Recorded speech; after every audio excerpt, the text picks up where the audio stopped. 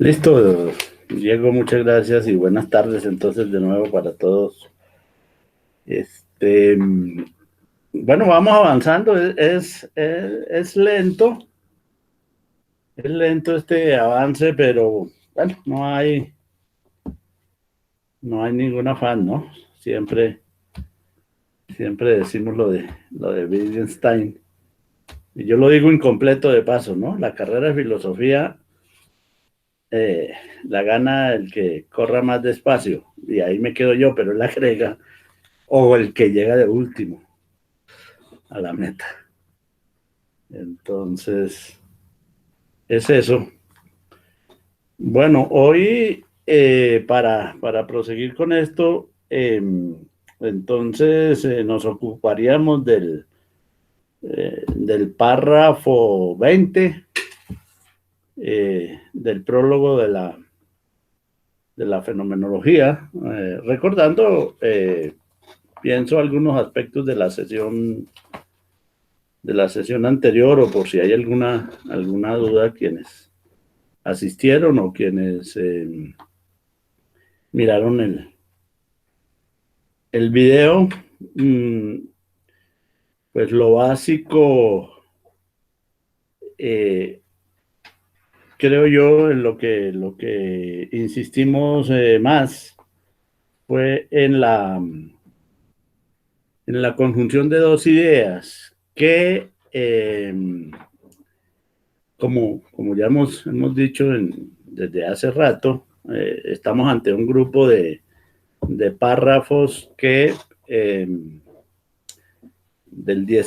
los párrafos del 17 al 25 que conforman un núcleo muy particular de ese prólogo, puesto que ahí Hegel explica el núcleo también de su filosofía en general y de la fenomenología en particular, de su propio punto de vista acerca de todo, ¿no? La idea fundamental de que la sustancia tiene que ser entendida como sujeto y todas las consecuencias que eso implica. Al fin y al cabo, terminado este grupo de párrafos hasta el 25, perdón, en el 26 ya se inicia en ese mismo prólogo las reflexiones de Hegel acerca de la fenomenología del espíritu en particular, pero precisamente no lo puede hacer antes de decir estas cosas que están en este grupo de párrafos.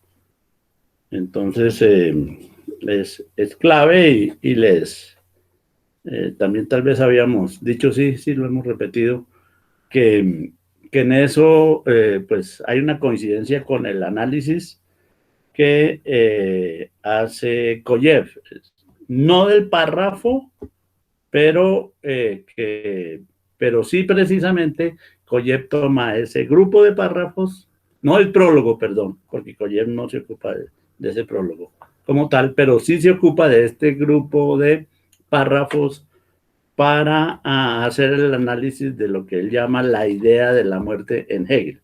Y es que en realidad sirve precisamente por ser nuclear, este grupo de párrafos, para asumir cualquier consideración significativa del pensamiento de Hegel. Desde esos párrafos se puede uno explayar hacia distintos eh, conceptos pues que haya trabajado Hegel.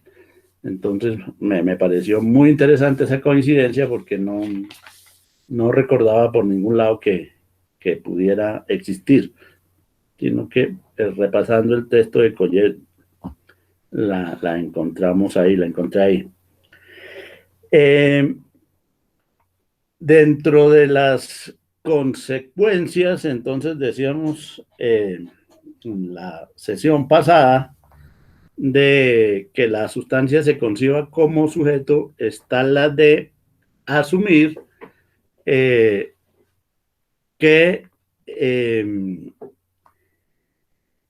la forma del desarrollo de esa sustancia es absolutamente central, absolutamente básica para la comprensión del problema. Y precisamente lo otro es la diferenciación que hace Hegel ahí en ese párrafo 19 entre el en sí y el para sí. Entonces, sí, la sustancia es lo que es en sí, pero eso no es suficiente, ni mucho menos para entender lo que puede hacer la sustancia.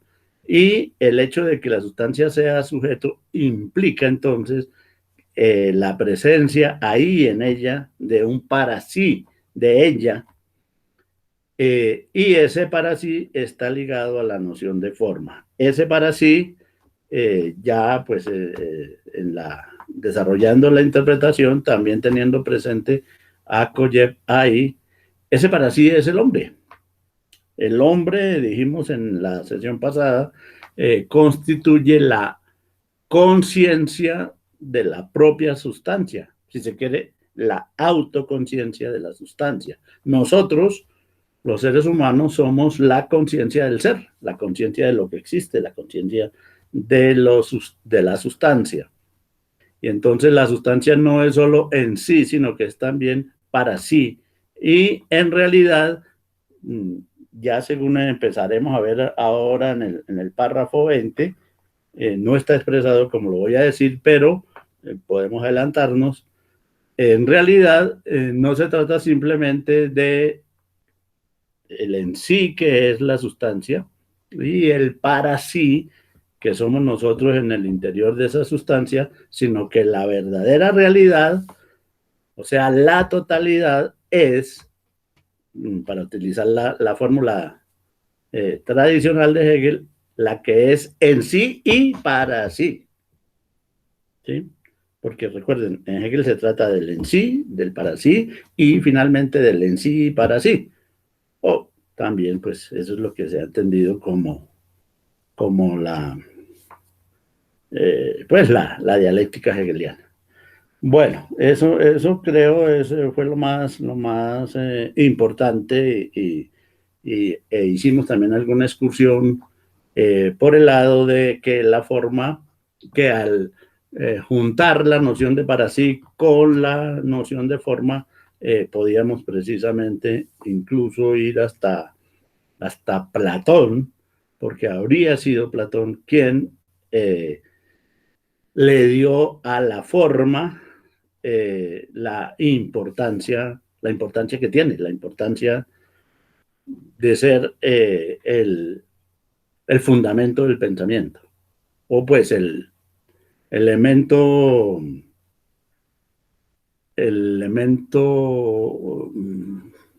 ¿cómo lo llamaríamos? Central, a partir del cual edificar la noción de lo inteligible. Y al fin y al cabo, lo inteligible es el mundo de las formas. Entonces estábamos en eso. Ahora nos encontramos, y solo así la sustancia es real. Ahora nos encontramos con el párrafo número 20 de ese prólogo, que bueno, ahí en lo que sigue, esos tres párrafos 20, 21 y 22 son prácticamente una sola temática desarrollada. Entonces, pues vamos a tratar de mirar eso, ¿no? El problema del todo, que es absolutamente central, de lo verdadero y del todo, que es absolutamente central en Hegel, está desarrollado ahí, se plantea y se empieza a decir qué características hay que pensar cuando aludimos al todo, y sobre todo hacer notar que ese todo es un resultado, ¿no? Que es un es un resultado que ya veremos cómo se articula eso, y lo es por la presencia ahí de la noción de mediación, que se señala al final del párrafo. Entonces tenemos varias cosas. Primero, la primera frase de ese párrafo: lo verdadero es el todo. Eso es absolutamente tajante. Lo verdadero es el todo. O sea, no se puede pensar la verdad, lo verdadero, sino en el todo, por el todo, con relación al todo, y va a explicar por qué. Y esto es muy importante porque, fíjense, Adorno lo que plantea es justamente lo contrario, ya. El todo es lo falso, ¿no? Es la oposición más grande que se puede presentar. Decir lo verdadero es el todo, como lo dice Hegel, o el todo es lo falso, como lo va a señalar Adorno, que sin ningún problema se sigue, a pesar de esto, reclamando como hegeliano, ¿no? Entonces es bien interesante porque es situarse en las antípodas, y cómo alguien situado en las antípodas de Hegel puede, sin embargo, reclamarse hegeliano, e incluso en esos términos de viejo hegeliano, como lo llega a ser Adorno en algún momento. Eso por un lado. Entonces, mostrar qué es el resultado, pues que eso sí lo está haciendo Hegel en polémica con Schelling y con su época, con el mismo Kant, pero es resultado porque existe la noción de mediación. Y entonces va a dedicar el otro párrafo, el 21, a la explicación de la noción de mediación, que es ni más ni menos, también aquí en este caso seguiríamos a Collier, la noción de lo negativo, que es esa mediación, finalmente lo que va a caracterizar al hombre, a la historia, etcétera, en el interior de la sustancia. Y que eso se desarrolla, eso queda incompleto si no se muestra que todo ese desarrollo y esa mediación atiende a un fin, a una finalidad. Aspecto que está considerado en el párrafo 22 del prólogo, que conforman así una unidad que ya prepara, pues, después el párrafo 25 es un intermedio sobre el problema de cómo se representa el absoluto, cómo sería la representación, cómo funciona la representación del absoluto. El 24 también ya lo hemos dicho, párrafo donde se afirma que un resultado de todo esto es que la filosofía haya que entenderse como sistema, y el párrafo 25 donde se cierra diciendo que también debe entenderse entonces como espíritu. Entonces realmente lo que está ahí es el tránsito de la noción de sustancia a la noción de espíritu, pasando por la noción de sistema, pasando por el problema de la representación del absoluto, pasando por la finalidad, pasando por la negatividad o mediación, y por el desarrollo mismo de la sustancia. Entonces, mirándolo retrospectivamente. De manera que es de lo más sustancioso para tener una visión general del pensamiento de Hegel, el mirar esos párrafos, integrándolos, por supuesto. Entonces, bueno, hoy no está el lector, el lector tradicional de nuestra fenomenología, entonces, pues voy a leer yo el párrafo, ¿no? El párrafo 20. Dice ahí Hegel: lo verdadero es el todo, pero el todo es solamente la esencia que se completa mediante su desarrollo. De lo absoluto hay que decir que es esencialmente resultado, que solo al final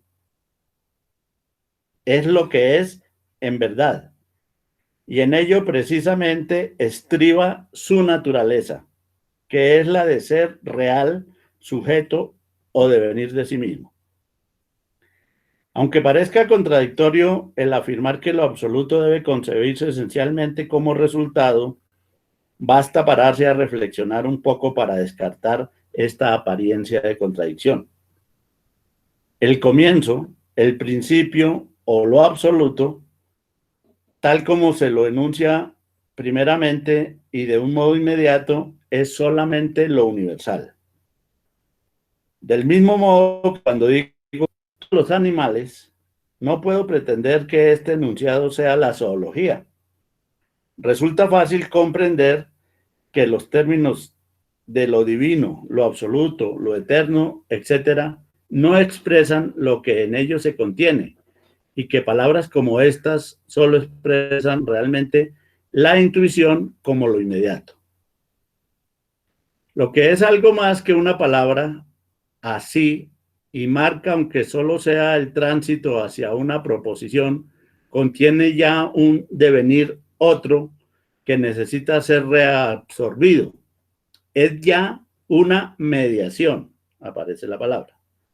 Pero es precisamente esta, la mediación, la que inspira un santo horror, como si se renunciara al conocimiento absoluto por el hecho de ver en ella algo que no es absoluto ni es en lo absoluto.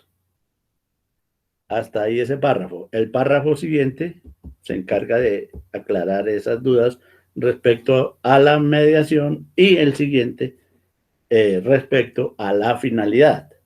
O sea, dos términos que se han utilizado en este párrafo 20. Entonces, pues no sé si ustedes quieran opinar algo al respecto del párrafo, seguramente si ya lo han mirado, si lo han leído o a partir de esta lectura o proseguimos diciendo algo en torno a ese párrafo. A ver si hay alguien que levante la mano.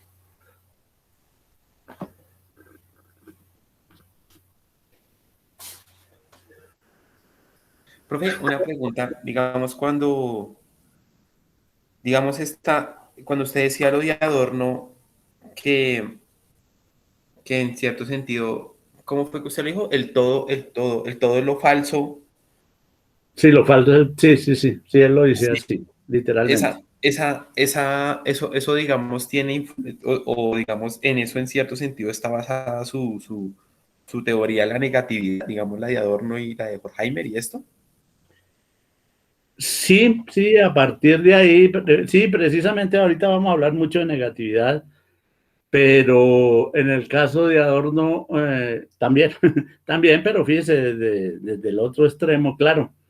Sobre todo es la idea en el caso de Adorno que está muy vinculada al problema social, al problema de la sociedad y cómo el todo, la totalidad y la totalidad social en particular, ha devenido la falsedad, ha devenido el ser lo que no es y lo que no debe ser, y el referente y foco principal de la alienación, claro. Entonces, eh, y con una serie de problemas también para la interpretación de la realidad y, en general y de lo social en particular, claro. Eso está así presente en Adorno y esa negatividad, fíjese, en el caso de Adorno, es una negatividad orientada a luchar, contra llamémoslo así, la totalización. Una totalización impulsada, desarrollada, generada por el desarrollo capitalista, en el caso de Adorno. Profe, qué pena interrumpirlo ahí. Y digamos, eso no tendría que ver también, digamos, con los me imagino, con los totalitarismos de ese momento de la historia. Sí, claro. Ellos tienen que defenderse de eso, precisamente, y lo hacen de esa manera.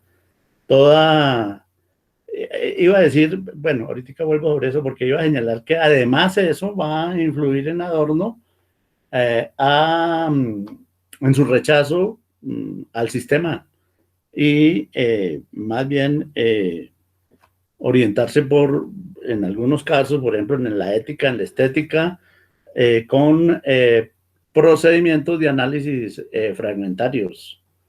Y por eso es que la ética, y la estética de Adorno están escritas así, en forma de aforismos. O sea, Profe, rechazando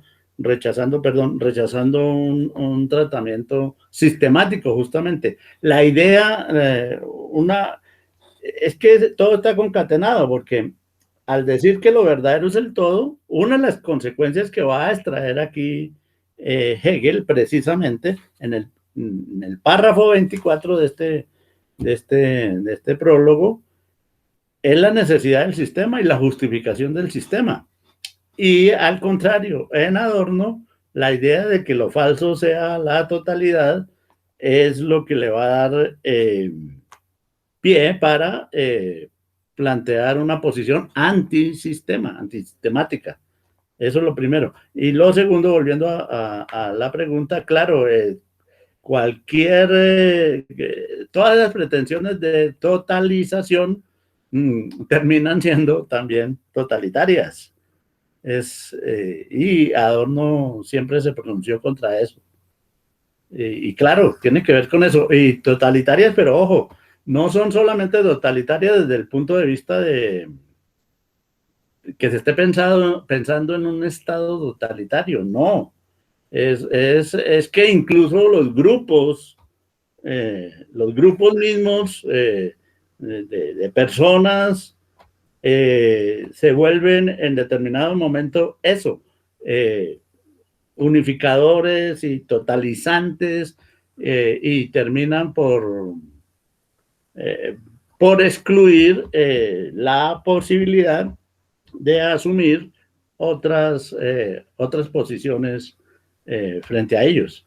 Eso es interesante en los últimos trabajos también de Adorno, ¿sí? Profe, ¿y será que eso no es herencia del cristianismo, digamos, del cristianismo monoteísta, o sea, de las religiones monoteístas? A ver, ojo que de todas maneras el monoteísmo cristiano es bien particular, porque es trinitario. Sí, pero sigue, es una trinidad que en últimas o sea, no permite que no sea otra cosa diferente. Sí, pero es Trinidad. A ver, no es si Dios fuera unitario, único, si fuera como Alá, ¿sí? Eso sí sería, o como el Dios judío, eso sí sería monoteísmo estricto. Al ser trinitario, introduce una diferenciación ahí bien impresionante, que genera, esta es una teoría que manejan los de bueno, Camilo. La idea de que al ser contradictorio, por así decir, en sí mismo ese monoteísmo y está la presencia de la Trinidad, lo cual pues por un lado es un misterio, pero por otro lado se puede asumir como contradicción. Pero otra religión, como por ejemplo el Islam, asume esa posición como politeísta. Entonces, lo interesante, por ejemplo, de cuando los árabes, en el caso de España, combaten a los cristianos, lo hacen porque están combatiendo el politeísmo, la Trinidad, y el Dios, porque la idea de un solo Dios es un solo Dios. no tres personas distintas, como dice el cristianismo. Entonces, hay que tener, pues, todas esas, todos esos matices que son interesantes. Ahora, ya mirado eso en la perspectiva de Hegel, es también muy interesante, porque lo que se dice es que con la idea de la muerte de Dios que maneja Hegel, Hegel termina aniquilando al Padre y al Hijo y dejando solo al Espíritu. Es Por bien. eso, la herencia cristiana. No, pues que Hegel es cristiano. Sí, sí, claro, eso que ella es protestante, ¿no? Sí, claro. Sí, sí, Sí, sí. es que esos son menos, con menos posibilidad como de simbolizar. Entonces, sí, pero se trata de la muerte del padre judío, y finalmente Dios mismo muere en la persona de Jesucristo, y eso lo reconoce Hegel, eso lo trabaja aquí al final de la fenomenología. Y pues, pero queda lo más significativo, que el espíritu. Entonces, pues eso da para la cantidad de diferentes interpretaciones que hay alrededor de Hegel. Unos que dicen es un cristiano a carta cabal, pues desde el punto de vista protestante, a los mismos discípulos de Hegel, los jóvenes hegelianos, que dicen que no, que Hegel es un ateo radical. Lo que pasa es que no lo podía expresar en su tiempo y se camufla bajo eh, una terminología y una verborrea y un ropaje cristiano, pero en realidad es ateo. Esa es la posición de los jóvenes hegelianos. Esa es la posición que tiene Marx en esa época, que pues no es original de Marx, pero sí de Bauer, que era el que dirigía ese grupo de los jóvenes hegelianos. Y todavía sigue ahí el texto de Garodí sobre Hegel, es precisamente también sosteniendo ese grado de ateísmo presente en Hegel. O sea, eso da para todo.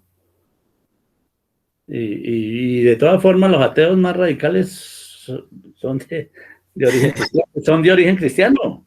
Y Sí, es que y eso le la- iba a decir, es que no recuerdo en qué, usted que conoce muy bien a Nietzsche, yo no recuerdo en qué aforismo es si está en el más allá del bien y el mal, que él menciona la cuestión del ateo, ¿no?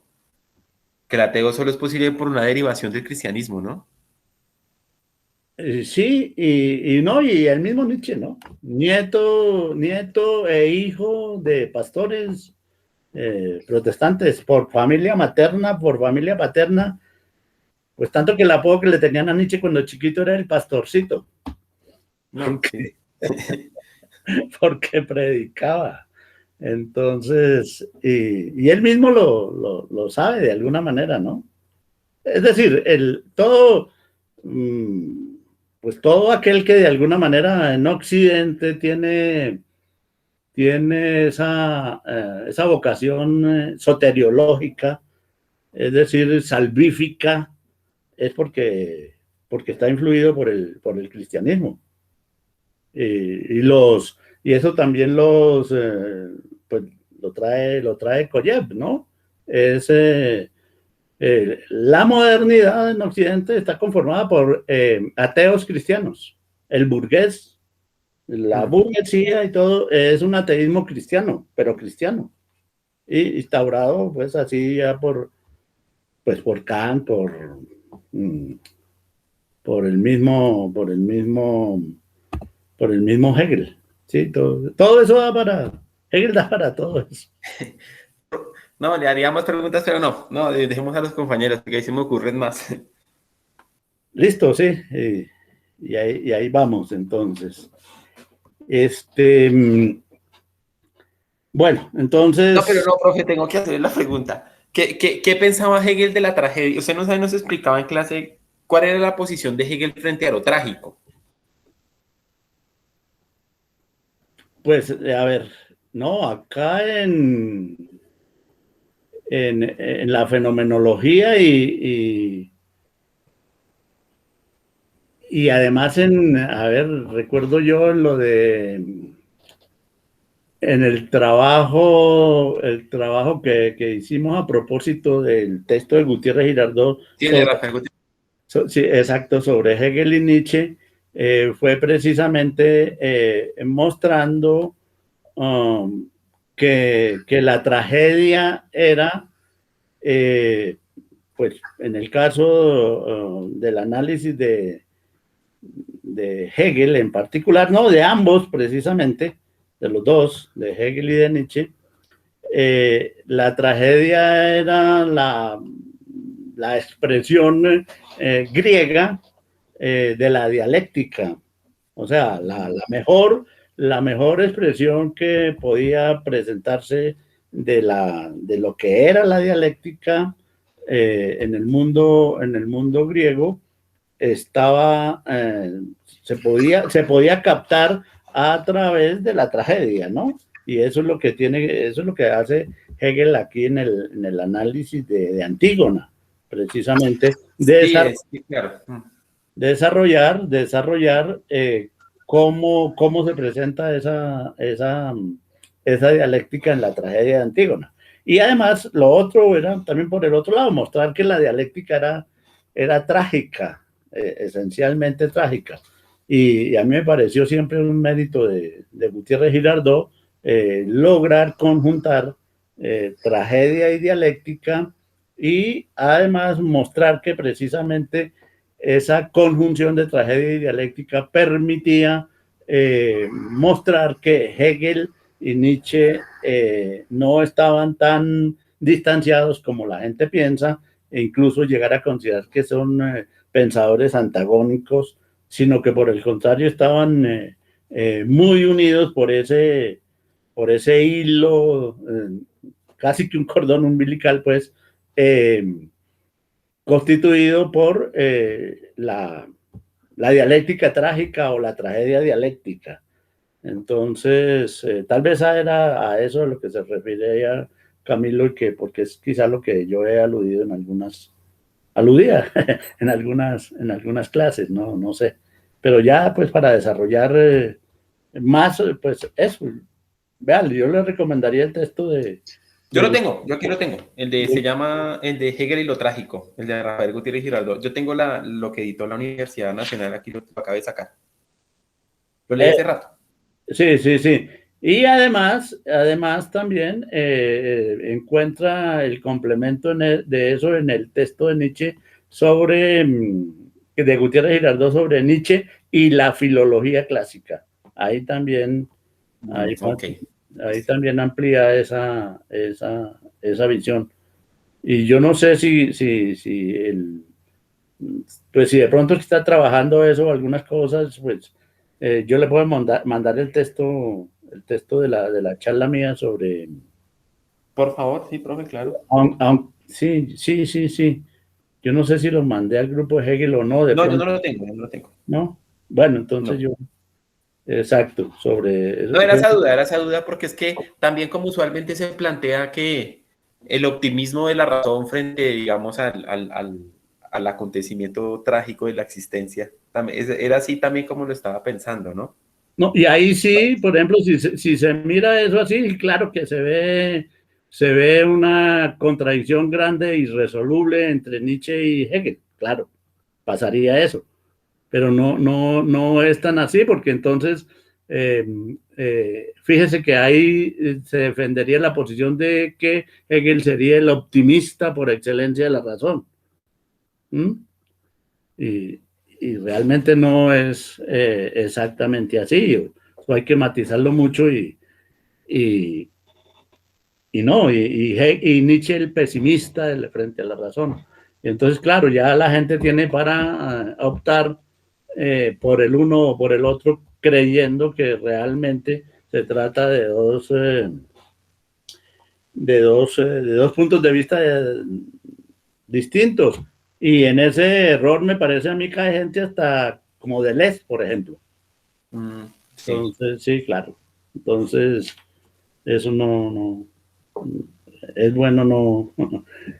Alguien que lea el texto de Deleuze sobre Nietzsche, que es un buen texto, pues puede terminar fácilmente asumiendo esa posición, pero el remedio siempre está a la mano. Yo no sé por qué la gente no lo utiliza.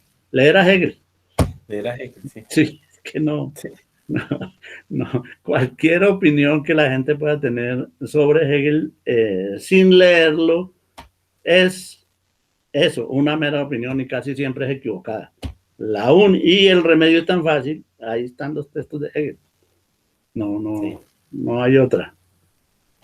No, ahí era esa misma, profe. Era mi pelea con Miguel. Ah, sí. Sí.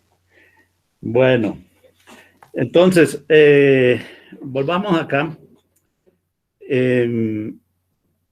Y empezamos por ahí. Lo verdadero es el todo. O sea, no se puede, no se puede pensar en la noción de verdad en sentido estricto y de manera radical si no es en tanto esté relacionada con lo absoluto. ¿Eh? Como va a decir Hegel en otros pasajes, solo lo verdadero es absoluto, solo lo verdadero es absoluto, solo lo absoluto es verdadero. Es exactamente aquí lo mismo. Ahora, pero el problema que es el todo. Entonces, normalmente se asume el todo como el conjunto de lo existente, y también está en relación con lo que veníamos hablando, la idea de que se asume el todo como la suma de las partes y el conjunto de esas partes, y se habla de la totalidad. Y sí, claro, el todo es eso, por supuesto. Y además como lo único, ¿no?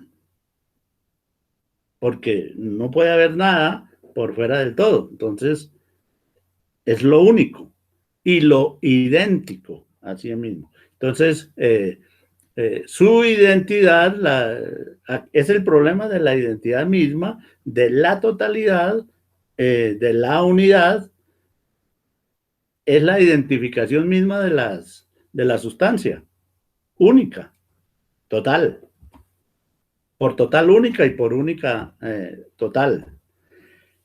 Pero se olvida la manera de ser del todo, que dentro del todo está la forma, la manera, el modo como el todo es. O sea, eso no es un agregado a la totalidad, sino que hace parte de la totalidad el modo de ser de ese todo. No se puede pensar. De ahí que, pues precisamente hay que incluirnos sobre todo a nosotros, el para sí, la conciencia de esa sustancia, somos la parte también esencial de ese todo. No se está por fuera del todo. Es que el problema es pretender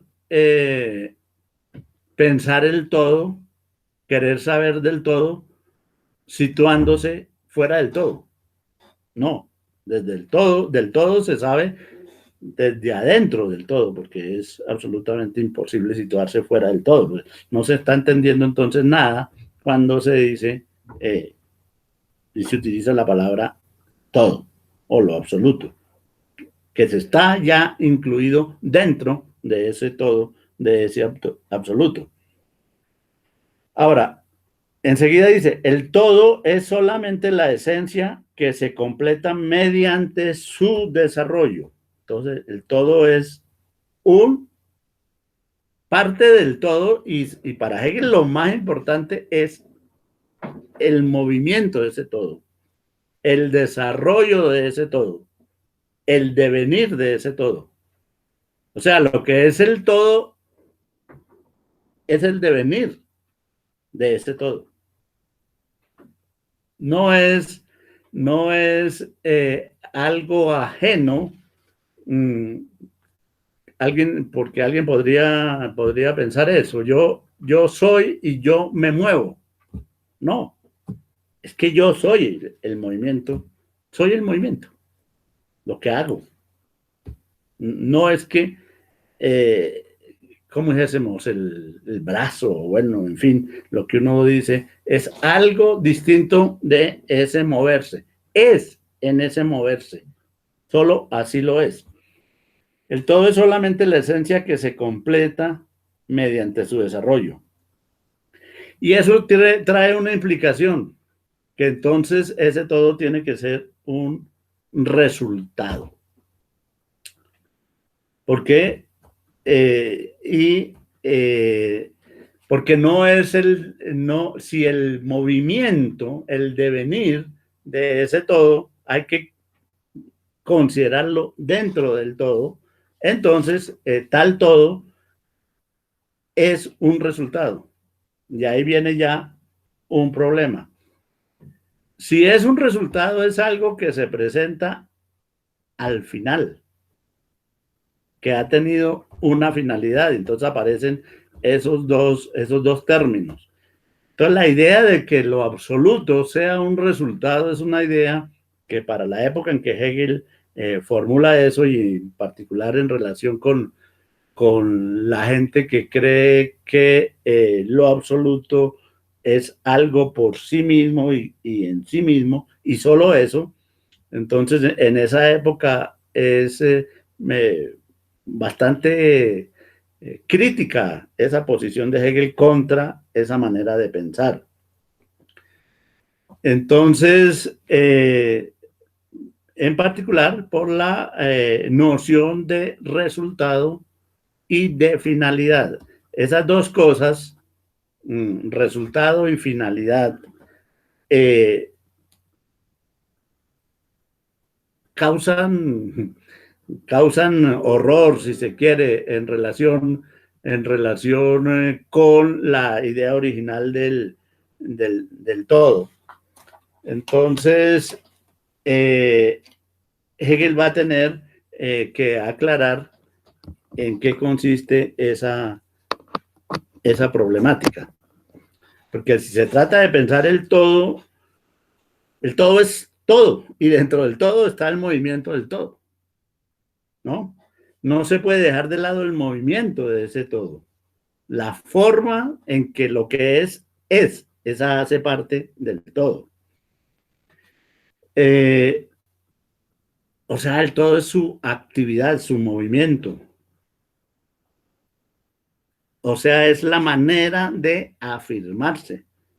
La manera de afirmarse de Dios es siendo Dios. Es su acción. Un Dios inactivo no sería un Dios. Entonces viene toda esa Profe, yo tengo ahí una pregunta. Digamos, si el Dios de los platónicos y los de los neoplatónicos en ese sentido, o el ser es inmutable, incambiable, y lo que vemos, el cambio es falsedad. O sea, me imagino que Hegel quiere salir de todo esto cuando él dice que el ser se actualiza, por eso es que se va a volver, digamos, su filósofo de cabecera va a ser Aristóteles, ¿sí? Sí, por la idea de que, por ejemplo, Dios es acto puro, y eso sí es Aristóteles, y evidentemente también es Hegel, ¿no? Ese es el asunto, y sí, su filósofo de cabecera, digamos, sí, a propósito de eso, sí es Aristóteles, pero porque precisamente también el punto de partida es lo contrario, eso, el neoplatonismo y demás, todo eso es todo el desarrollo del mundo, o sea, todo lo que diría aquí Hegel, que es la afirmación precisamente del todo. Para ellos es lo contrario, es el tránsito hacia la nada, ¿no? Sí, usted sabe bien, de Plotino es una pérdida paulatina y de ser, ¿cierto? Hasta llegar a la nada, a la materia.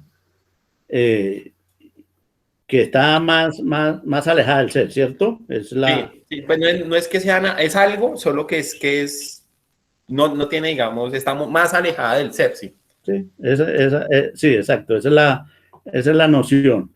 Entonces, acá no, es justamente lo contrario, porque todo el ser es el desarrollo del ser. En cambio, en ellos uno ve que es una pérdida del ser y un avance hacia la nada, un hacerse nada. Pero es que fíjese que en Hegel la nada está al comienzo, la nada está en el puro comienzo de todo, ya está la nada, y pues lo fundamental es esa nada que es el ser indeterminado, y el ser indeterminado que es nada, que en realidad no son ni lo uno ni lo otro, sino es el puro devenir. Entonces, fíjense que no se pone la nada como lo opuesto al ser, sino la nada como lo constitutivo también inicialmente de ese ser. Entonces son puntos de partida evidentemente distintos. Ahora, en el caso de Dios, hay un problema porque el punto de partida de Aristóteles es un motor inmóvil, ¿sí? Un Dios cuya característica fundamental es poner en marcha el mundo, un mundo que de paso es eterno, ¿sí? Entonces, y un Dios que no sabe nada del mundo, que no conoce el mundo, que no tiene nada que ver con el conocimiento, es ajeno al mundo, lo pone en movimiento y ya, el mundo empieza a marchar, debe seguir marchando. Y Dios ignora ese mundo por completo. En el caso de Hegel, si no, no pasa eso. En el caso de Hegel, ese motor sigue obrando, sigue actuando, sigue estando presente, es el movimiento mismo en el mundo. O sea, Dios existiendo en el mundo y no Dios fuera del mundo una vez que lo ha puesto en movimiento. Entonces, en ese caso sí, Hegel y Aristóteles, ahí sí hay una divergencia, dijéramos, en ese caso. Bueno, entonces, prosigue Hegel aquí. De lo absoluto hay que decir que es esencialmente resultado. Que solo al final, o sea, está la idea de un final, es lo que es en verdad. Y en ello precisamente estriba su naturaleza. Eso es lo que es lo absoluto. Eso. Que solo al final es lo que es. O sea, que es un resultado. Que es su naturaleza, la de ser real, sujeto o devenir de sí mismo. O sea, lo esencial en ese ser es ser sujeto, ser devenir, y eso es lo que constituye su propia realidad. Entonces, de manera que no se puede pensar de otra manera esa realidad. Aunque parezca contradictorio, Hegel sabe que eso es, para cualquiera es contradictorio. Aunque parezca contradictorio, el afirmar que lo absoluto debe concebirse esencialmente como resultado, basta pararse a reflexionar un poco para descartar esta apariencia de contradicción. O sea, es un problema que se puede solucionar mediante una reflexión. Perdón, voy a prender la luz.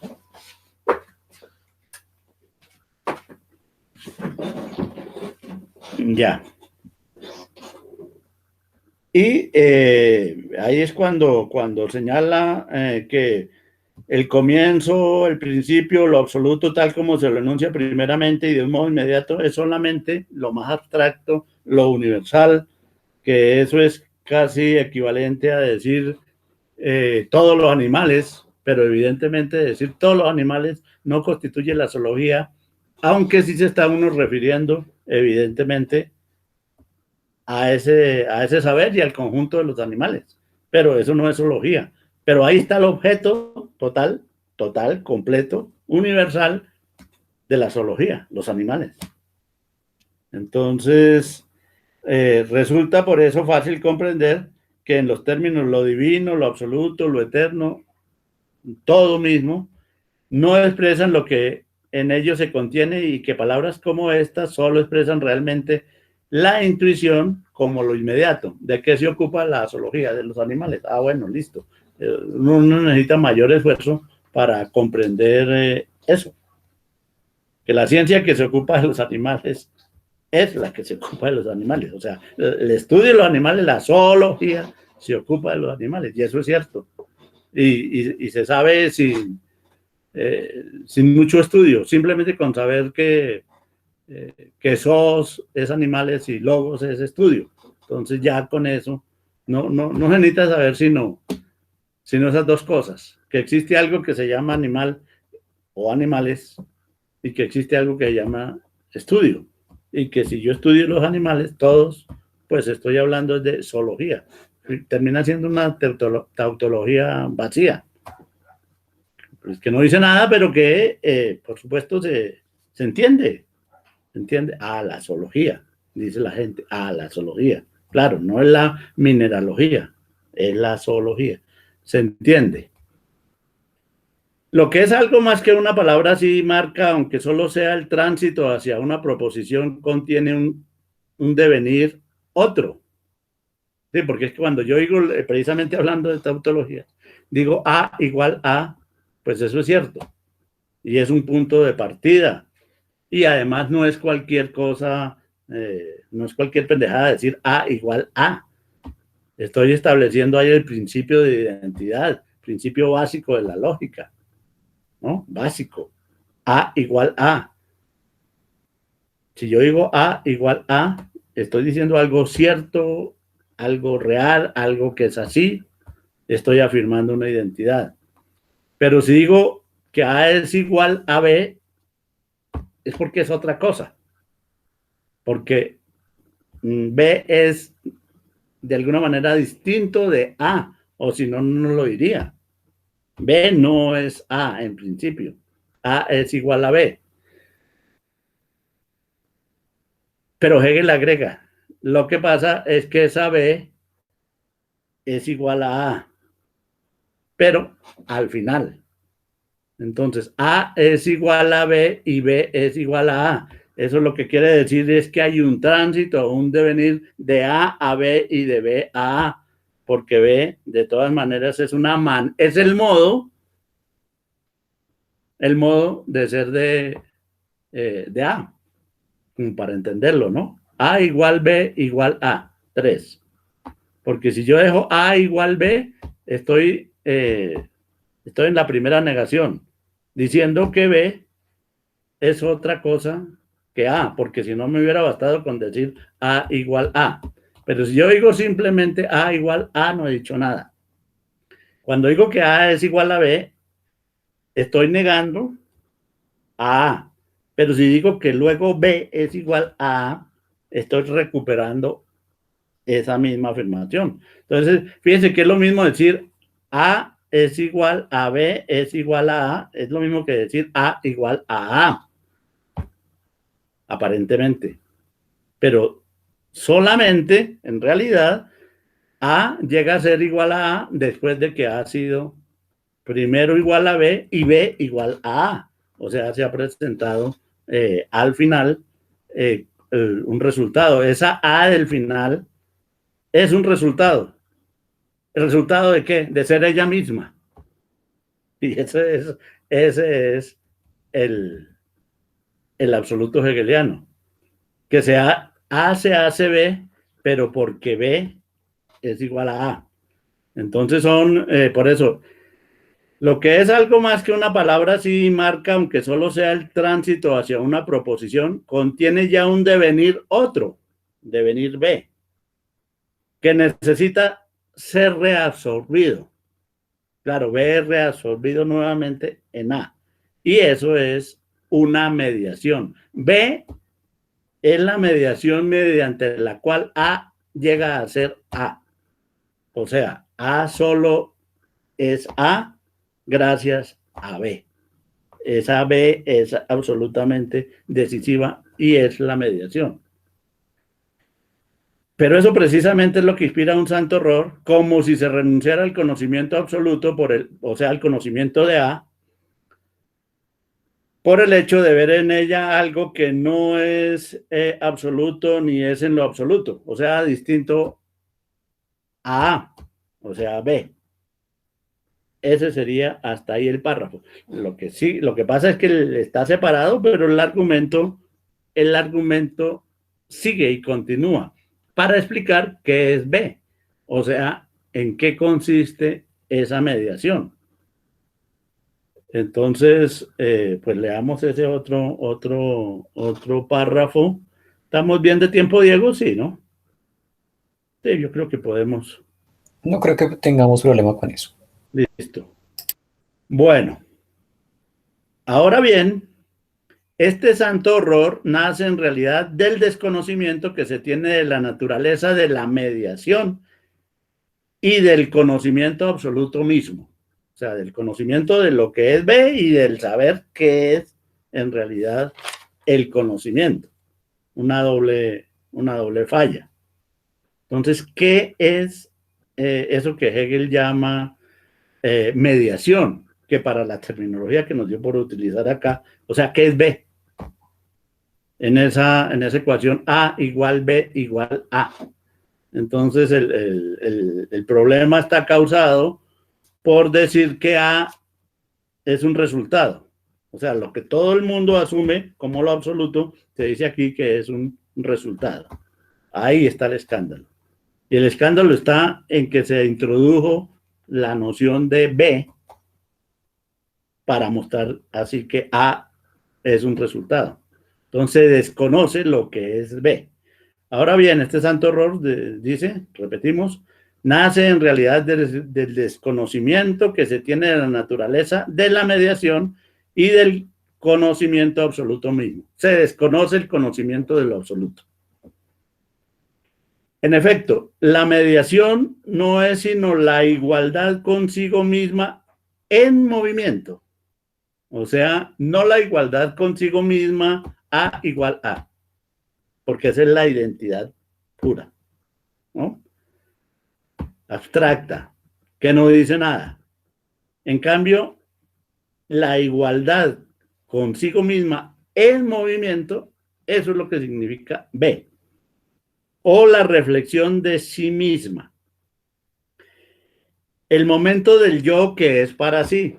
Ahí ya se introduce el yo, el para sí, el hombre, si ustedes quieren. Y lo más importante, la pura negatividad.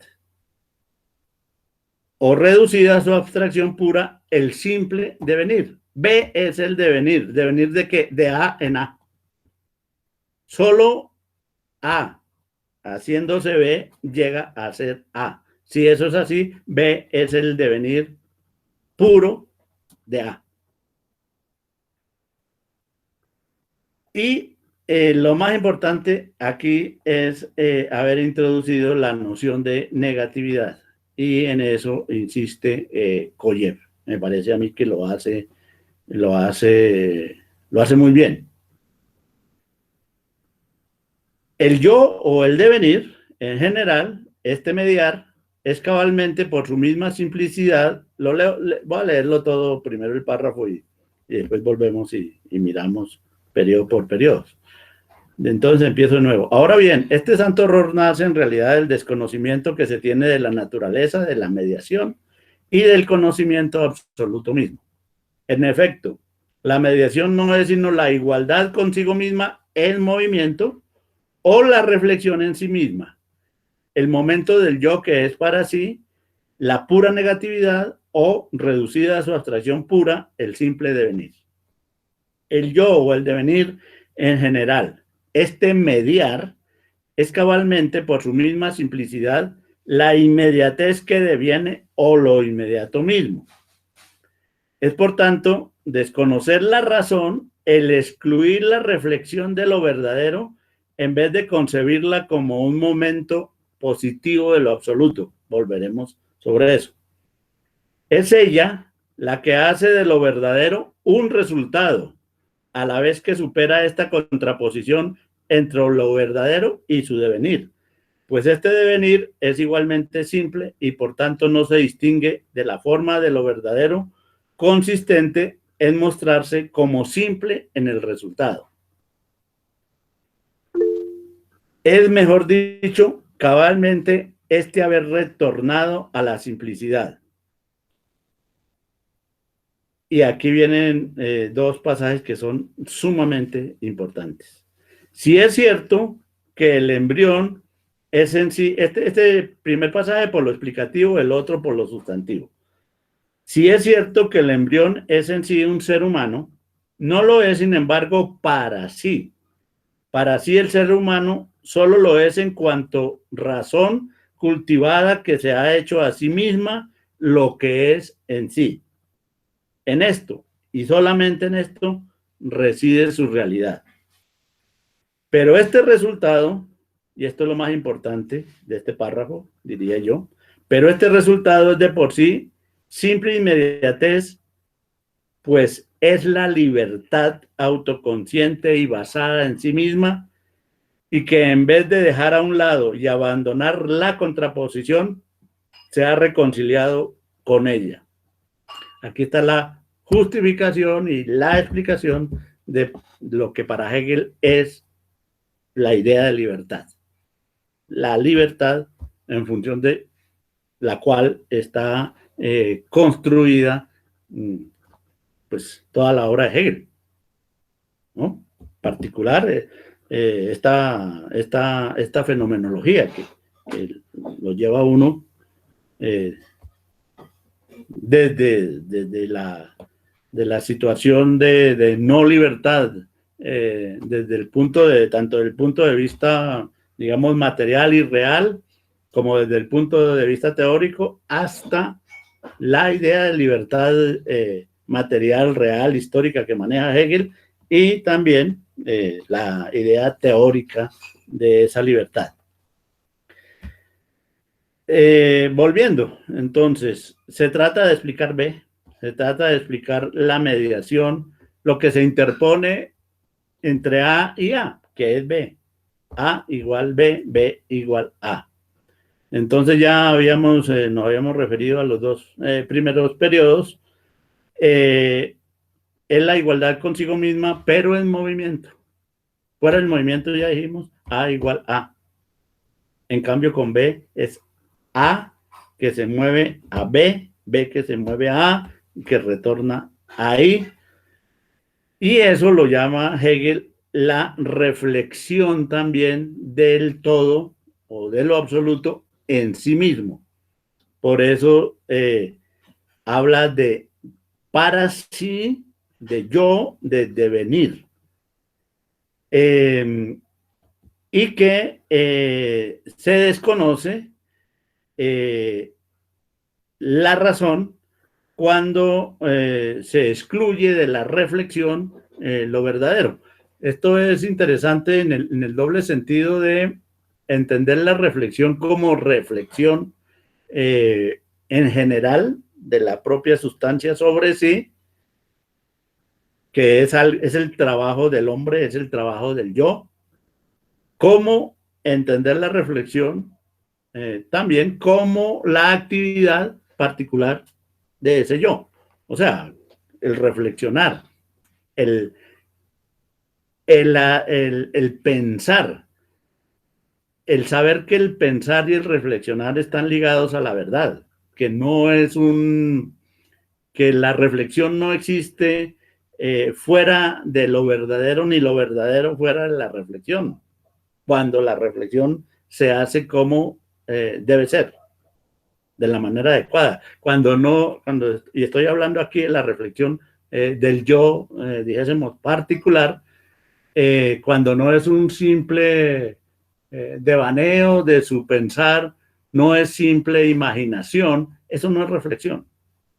O sea, precisamente cuando no, después se va a mostrar, cuando no es sistemática, cuando esa reflexión no se hace dentro y dentro de la totalidad y desde la totalidad y para la totalidad, pues ahí sí ya surgen pensamientos que no son los pensamientos verdaderos. Pero los pensamientos verdaderos, o sea, la verdad, lo verdadero,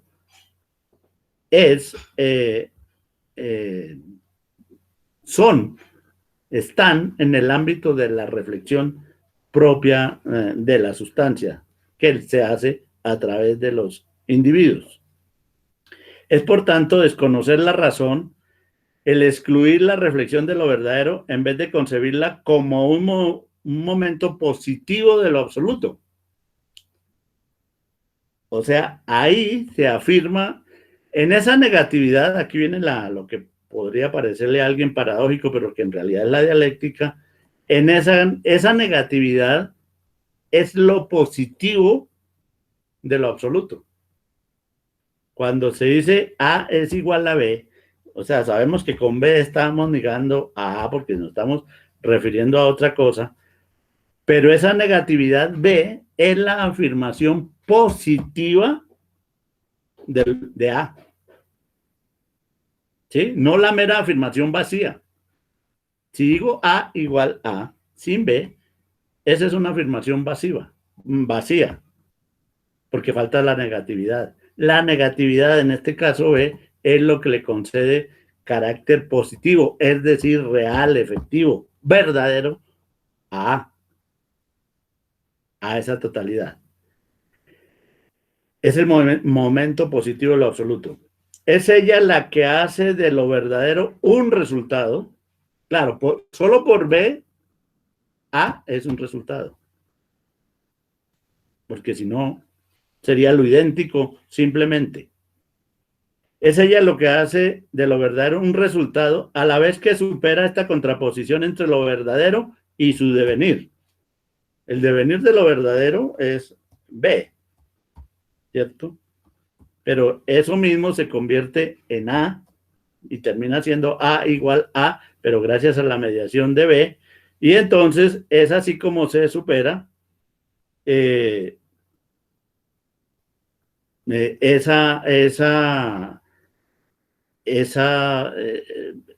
negatividad, esa dicotomía ahí.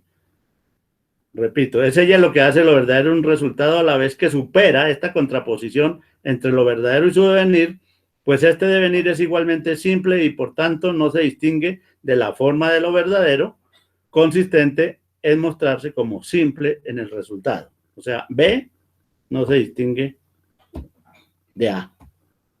Y simplemente A al final se muestra también en la simplicidad que tiene. Es mejor dicho, cabalmente haber retornado a la simplicidad. Si es cierto, bueno, eso hasta ahí. Entonces aquí vienen los dos periodos finales que decía yo que son importantes. Uno como explicativo, el ser humano puede ser un embrión y es en sí un ser humano, pero no lo es para sí. Falta la conciencia de sí para decir que estamos ante, o que se es, no que estamos, sino que se es un ser humano. El ser humano que sabe que es. Eso no lo sabe el embrión.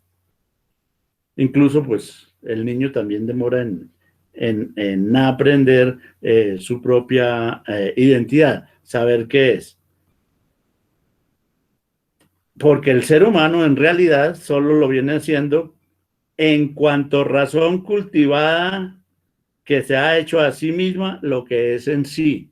Esta es una alusión también a la noción de cultura que habíamos aludido en la sesión pasada, creo, y que estábamos trabajando en las sesiones finales del curso que estábamos haciendo sobre la fenomenología, ya en la parte del espíritu objetivo. El ser humano solo lo es en cuanto a razón cultivada, o sea, cultura, razón que se cultiva, que se ha hecho a sí misma lo que es en sí. El ser humano es producto de su propio obrar. Aquí no se trata de un destino, producto de su propio obrar, de su propia acción, y solo así es efectivamente un ser humano. En esto, y solamente en esto, reside su realidad, en el hacerse a sí mismo. Y enseguida, pero este resultado es de por sí simple inmediatez, pues es la libertad autoconsciente y basada en sí misma, y que en vez de dejar a un lado y abandonar la contraposición, se ha reconciliado con ella. La definición de la libertad, decíamos. Entonces, en la medida en que el ser humano es lo que es como resultado de su propio hacerse a sí mismo, que es una mediación, que es la negatividad, entonces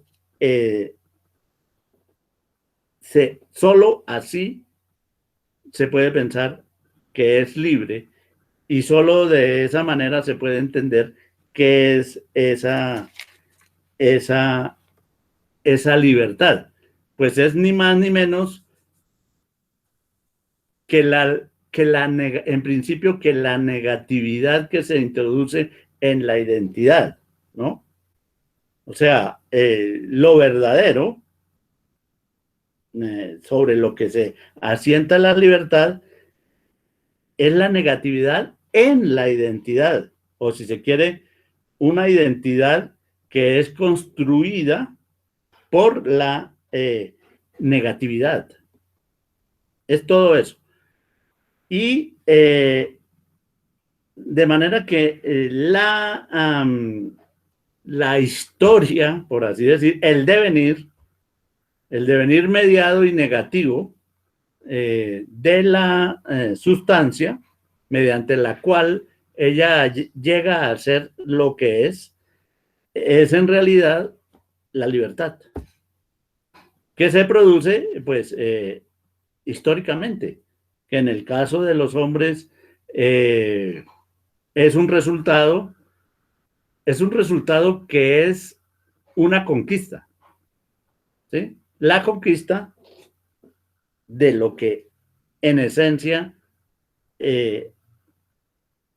ese hombre es decir, el sujeto en el interior de la sustancia. De manera que esa es, decimos ya la explicación de Hegel de que la finalidad, y nos falta analizar el concepto de fin, porque no hay resultado si no es mediante un fin. O sea, ese A igual B igual A es un movimiento, sí, pero es un movimiento que tiene una finalidad, que es A, que es encontrarse ella misma, por eso es un círculo, encontrar el comienzo en el final, y eso para Hegel es la libertad. O sea, la esencia de lo que es la libertad. O sea, no es el mero ser. Precisamente que la sustancia sea sujeto y el sujeto sea la mediación, sea la negatividad, eso es lo que hace que lo esencial sea la libertad, y la finalidad misma sea la libertad. Pero no como un destino, no desde afuera. Es que sí, evidentemente aquí hay una teleología, eso no se puede negar, y más con este otro párrafo que sigue, pero es una teleología en el interior es una teleología de la sustancia, en el interior de la sustancia, y cuyo sujeto es evidentemente el hombre, pero se llega construyéndose poco a poco esa libertad en la historia, esa libertad basada en sí misma. O sea, la idea de que la negatividad o sea, la mediación, es tanto el germen como el ejercicio, como el despliegue de la libertad. Esa negatividad, el que el hombre constituya la negatividad en el interior de la sustancia, significa que construye a partir de ahí la noción de libertad y se hace, se genera la libertad, porque de lo contrario, si la sustancia no fuera sujeto, no habría libertad. Justamente es eso. Si la sustancia no fuera sujeto, si la sustancia fuera algo impenetrable, algo que va a permanecer para siempre y totalmente, absolutamente desconocido, pues el hombre no va a ser libre.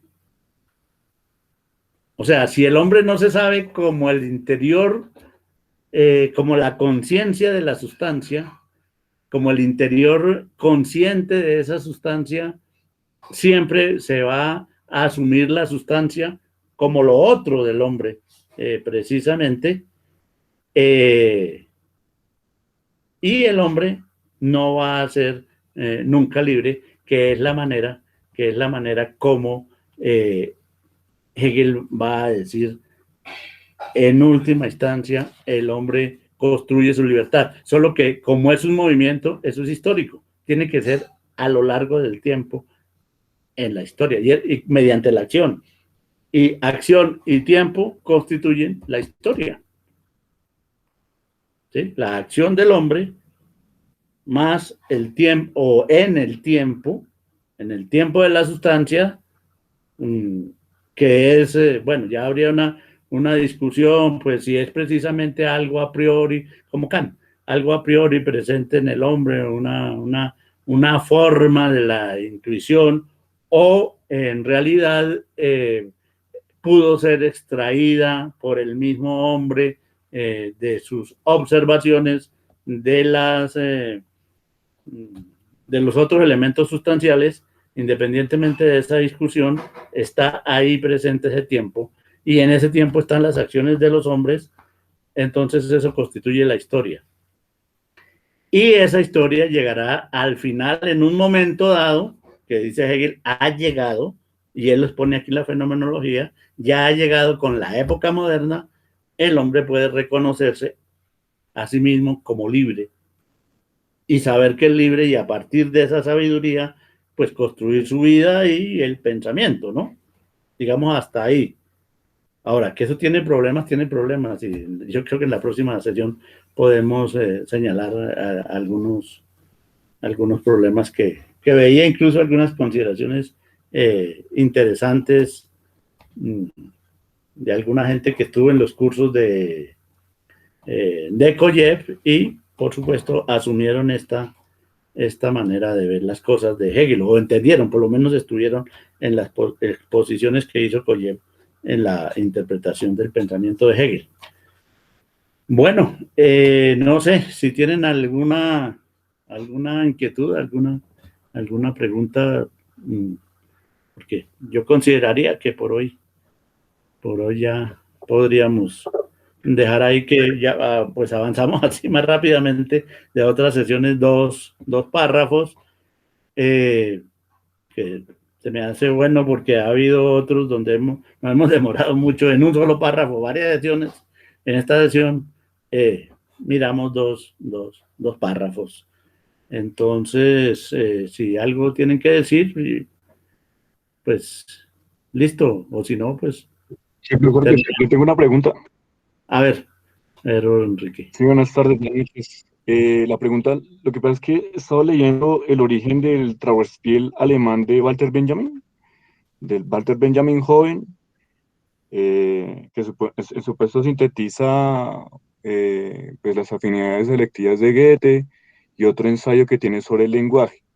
En el origen del Trauerspiel alemán, mi pregunta es si hay una relación, porque lo he buscado constantemente, una relación a Hegel, en donde, digamos, como lo que Walter Benjamin intenta hacer en el origen del Trauerspiel alemán es la crítica al idealismo alemán, entendiendo el idealismo alemán como bueno, un matiz dentro del idealismo alemán es la categoría del símbolo, dice Walter Benjamin, y que el símbolo es aquella figura de unificar todas las partes, que todas estas partes vienen siendo eternas, inmutables. Pero pues claro, yo diría que ahí hay una serie, digamos, de críticas hacia ello. Pero lo que yo quiero, a lo que yo voy es si existe una relación, porque Walter Benjamin a lo que va es de cómo esa idea del símbolo como inmutabilidad, como eternidad, que es la idea, solamente aparece como una apariencia de la realidad, eso es lo que dice Benjamin. Y por otra parte dice Benjamin que la verdad, que es una cuestión que aparece en el banquete de Platón, ¿sí? Porque a lo que va Benjamin es una crítica a toda la epistemología moderna en el origen del transfer alemán. Y lo que él dice ahí es como que lo que ha tratado de hacer o sea, un comentario, y esto es una opinión, porque finalmente me parece algo muy complejo, de lo que dice Benjamin ahí es de cómo hay una, no, la filosofía moderna cayó fue en el error, dice Benjamin, cayó en el error de explicar los fenómenos de la realidad y no tratarlas, que es lo que él dice, es como que hay una explicación y otra cosa que sería el tratado. Y en el tratado, dice Walter Benjamin, es de cómo hay una definición de los fenómenos. Y dirigiéndome al banquete, es que el banquete dice Benjamin, refiriéndose al banquete de Platón, aparece la idea de que la verdad es incognoscible.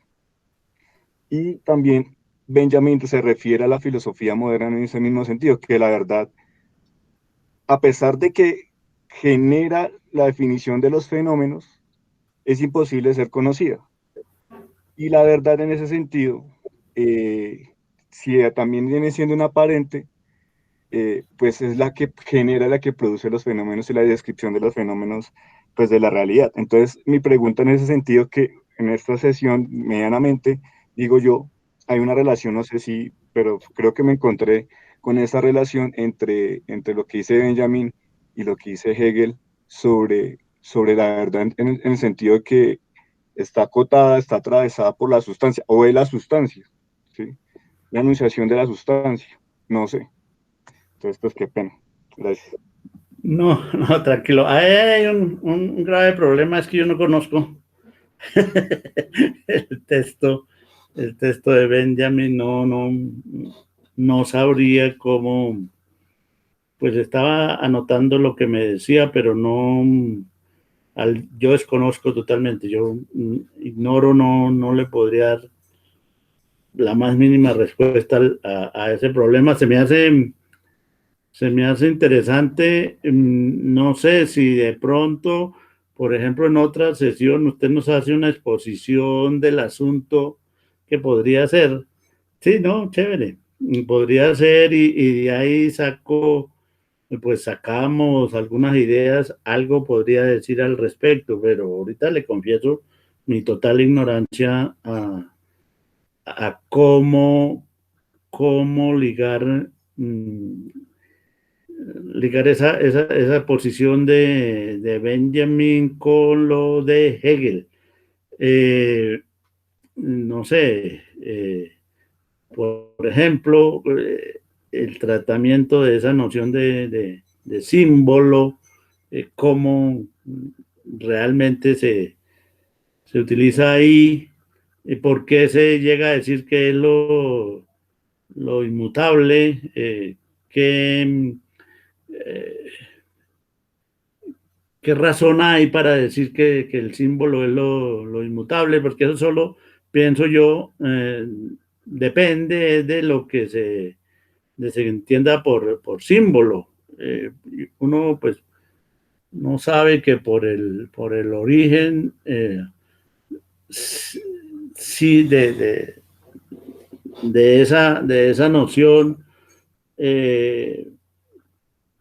se trataba de algo que se separaba y luego se unía y se creaba una unidad al respecto, incluso que era algo material, es decir, como partir, qué sé yo, una pieza con otra y solo al unirla volvemos a juntarnos dos personas, uno que se había llevado la mitad y el otro con la otra mitad, y ahí fue naciendo esa noción, pero ¿qué tiene que ver eso con la inmutabilidad? Por ejemplo, yo pensaría que tiene que ver más con una con completar, con complementar, con identidad incluso, ¿sí? Pero con lo inmutable, ahí yo quedo perdido. Es que no, yo no conozco el texto de Benjamin, y qué relación podría tener eso con la apariencia. Ahora, la noción de explicación versus tratado de algo,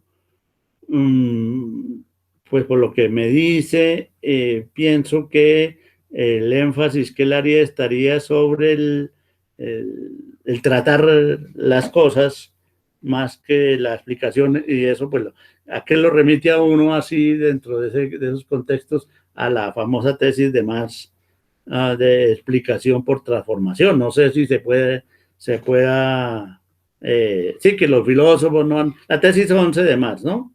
Entonces, ¿cómo pueda mirarse eso? Si efectivamente sí o por el contrario hay otras cosas, pero todo esto ya, aquí sí ya es puro divagar, porque yo no conozco el texto, yo sí, a mí me gustaría oír unos planteamientos, y lo interesante sería que mostrar cómo esos planteamientos que se hagan desde ahí tienen precisamente alguna relación con Hegel.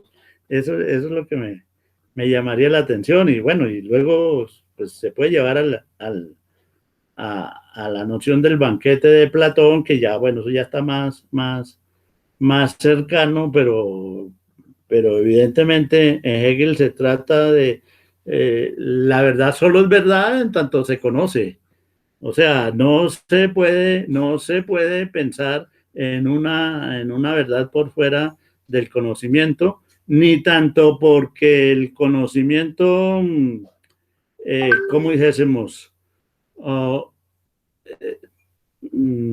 no alcanzase esa verdad, fuese insuficiente para alcanzar esa verdad, sino incluso más radicalmente que es algo, esa verdad es algo que se construye con el mismo conocimiento, que son absolutamente inseparables y que no se puede poner justamente conocimiento de un lado y verdad de otro. Sí, es cierto, ahí el mismo Sócrates llega a decir pues que que las cosas que él sabe, al fin y al cabo en relación con el problema del amor, que es de ahí, lo sabe porque lo comentó una mujer conocedora de esas cosas, pero que él como tal las ignora. Pero no, en Hegel, verdad fuera del conocimiento no hay,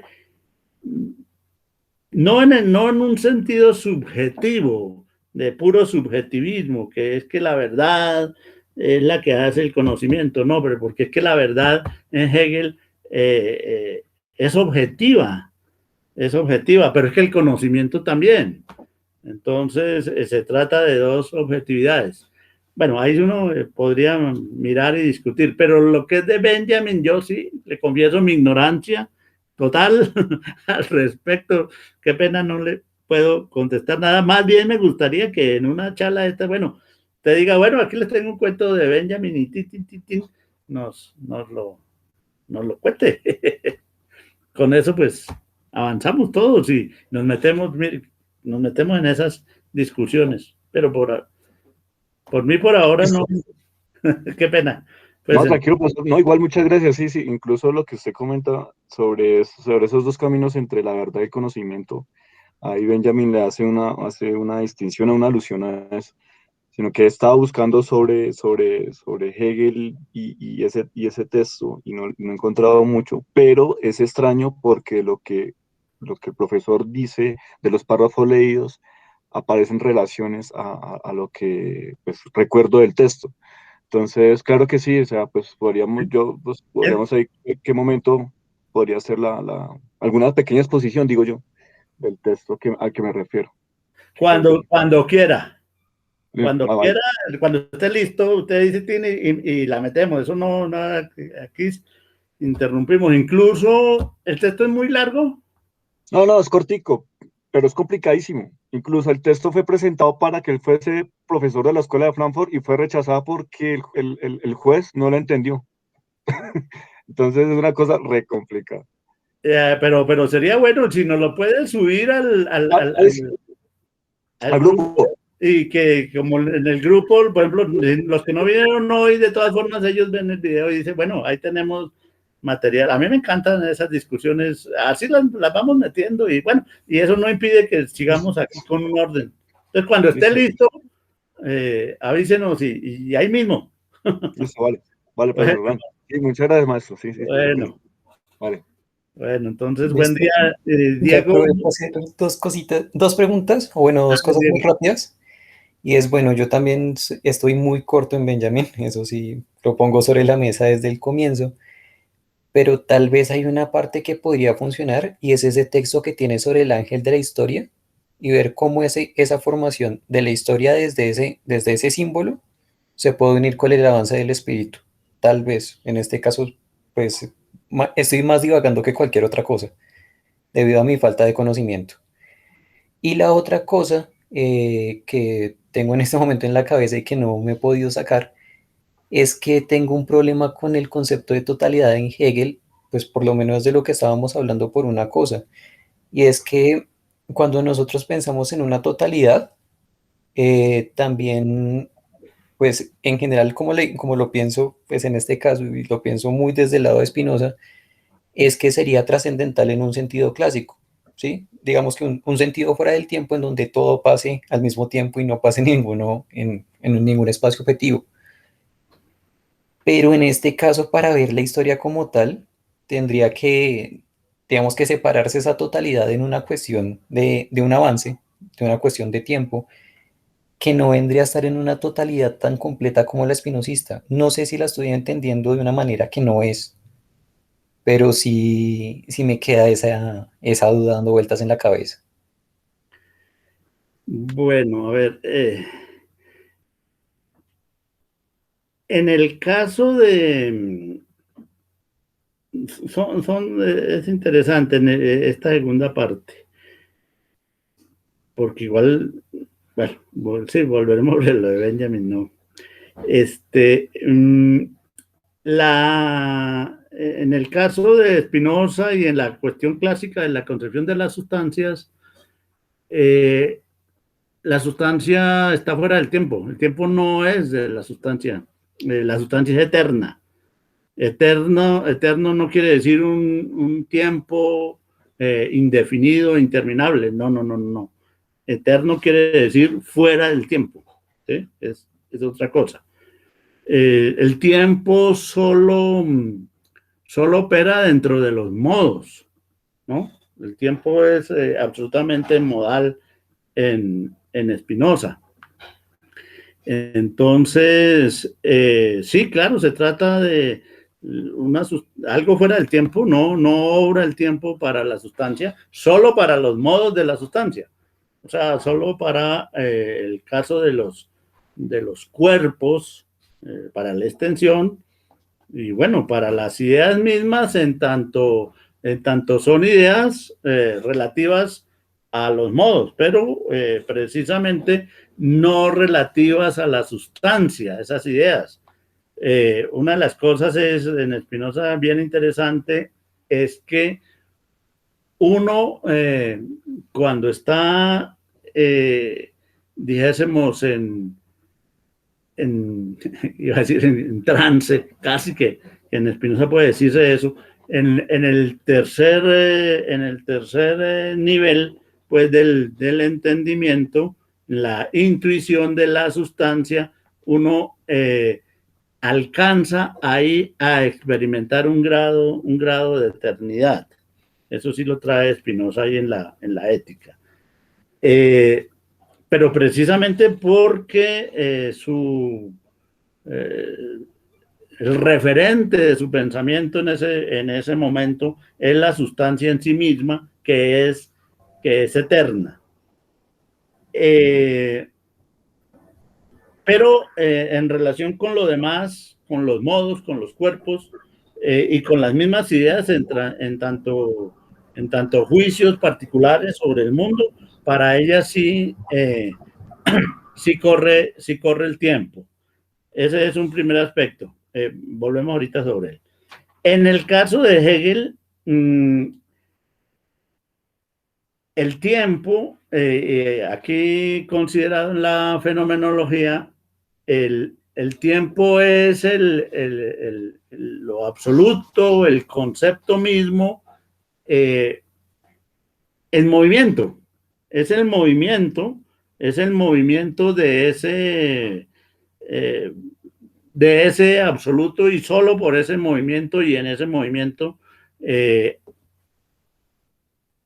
se puede hablar de tiempo y se puede pensar en ese tiempo, pero igual, en la recuperación que hace de sí misma la sustancia, al final, dijésemos que el tiempo queda anulado.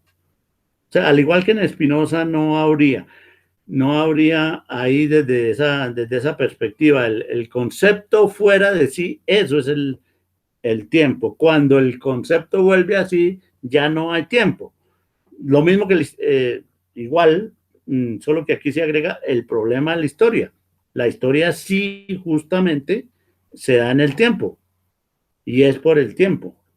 Pero si hay un final de eso, pues implica también el final mismo del tiempo. El tiempo es como el concepto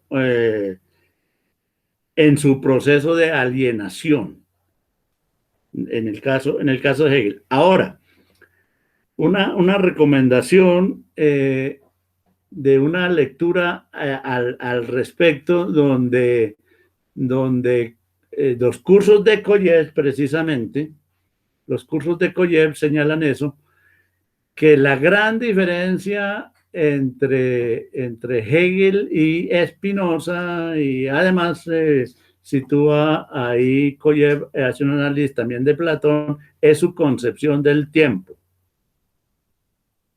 Entre los dos, y Koyev hace un desarrollo muy interesante, y de esa consideración de lo que puede hacer el tiempo en Hegel y Spinoza y Platón, y contrastándolos, la conclusión a la que llega Koyev es de lo más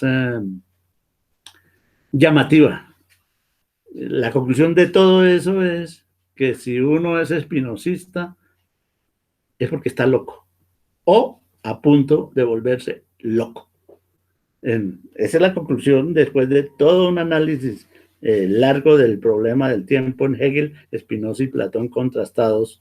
Entonces dice, no, definitivamente si uno asume la problemática del tiempo tal como habría que asumirla desde Spinoza, es porque está loco, pero loco perdido, o a punto de serlo. Y eso está en los cursos que Koyev dictó sobre la fenomenología.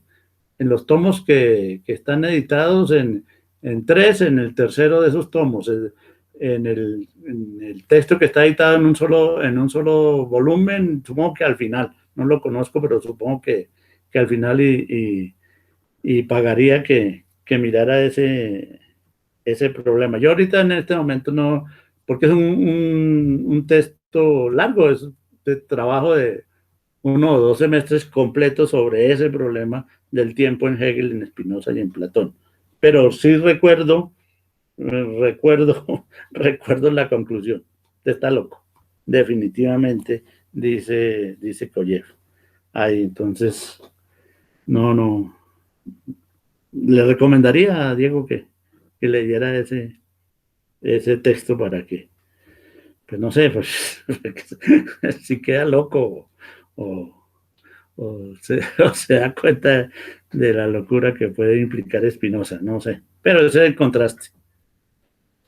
Voy a ir buscando para ver, pues suena bastante interesante.